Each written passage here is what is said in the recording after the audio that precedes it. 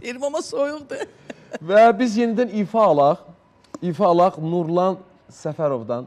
Nurlan, buyur əzizim.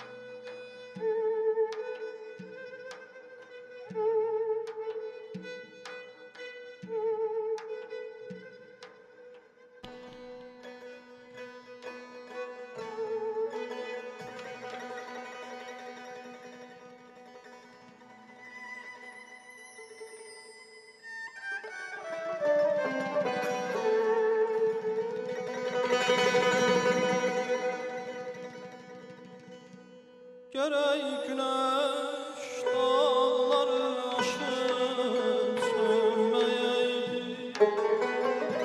Görey benim dönmüş talim dönmeyeydi. Görey benim istediğim gidip açılmadan ara toprağa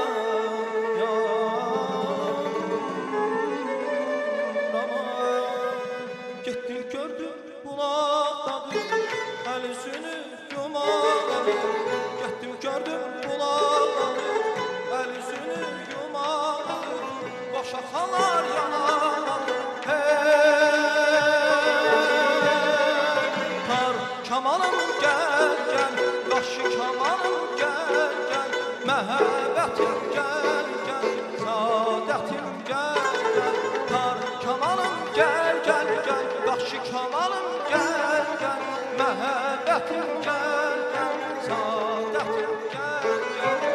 Göyotlar üstündə yatar, katan kölə gülə baxar.